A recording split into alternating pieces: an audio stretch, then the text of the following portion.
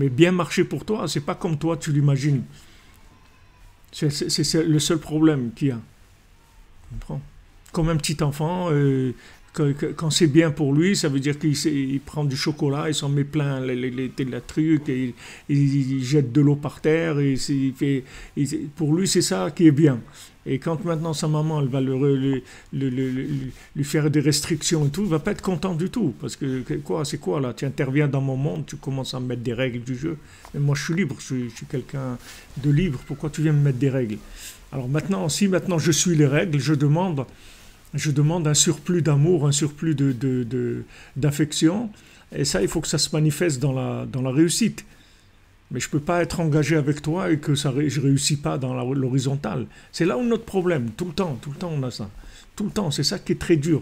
Et c'est ça qui nous rend tristes aussi, parce que à des moments, quand tu te vexes, tu te trouves perdu d'un côté et d'un autre. Maintenant, le même problème, si tu le vivais non engagé avec Hachem, il serait beaucoup plus facile à vivre.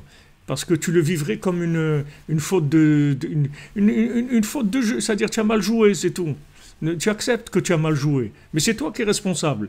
Tu as mal joué, c'est tout. Tu as pas, tant pis, t'as pas travaillé, t'as pas fait ce qu'il a fallu faire, tant pis pour toi, et c'est tout. Peut-être la prochaine fois ça ira mieux. Tu vois, tu prends le truc, il n'y a pas de problème. Mais quand maintenant tu t'es engagé au vertical, tu deviens très sensible. Tu deviens très sensible. Et maintenant, le tzaddik, son travail, c'est de montrer que tout le temps, Hachem, il est avec toi. C'est-à-dire que ne regarde pas la réussite à l'horizontale, parce que des fois, ça peut passer par des choses que tu ne comprends pas. Tu dois vivre cette chose-là parce que tu vas rencontrer telle personne, tu vas entendre telle parole, qui va venir justement parce que tu vas vivre à l'horizontale telle difficulté. C'est comme ça que tu vas être sensibilisé par rapport à un langage ou à un autre. Il faut que tu te lâches, tu peux pas garder de la logique parce que c'est mortel. C'est pour ça qu'ils n'avaient pas le droit de prendre du Hametz. Parce que tu peux pas, c'est-à-dire quand tu es un juif du désert, tu peux pas manger du Hametz. Tu n'as pas le droit.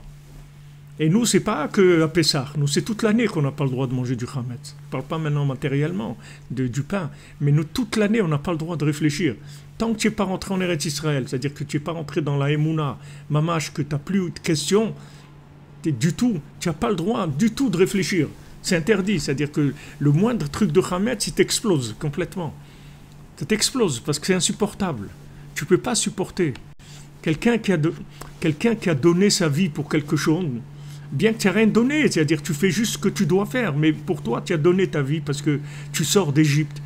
Donc voilà, la preuve, 80% ils ont dit non, et moi j'ai dit oui. Donc attendez, quand même, tenez compte quand même de ce que j'ai fait. C'est-à-dire on demande une réussite dans la logique. Tu ne peux pas réfléchir. C'est-à-dire tant que tu te trouves dans le désert, tu ne peux pas réfléchir. Tu n'as pas le droit à la logique dans ta vie. Tu peux que avancer, c'est tout, prier, avancer. Tu ne peux pas réfléchir du tout. Parce que la moindre réflexion, elle devient explosive, c'est-à-dire elle t'éloigne. Elle t'éloigne énormément. La moindre réflexion logique, ça devient quelque chose de dangereux.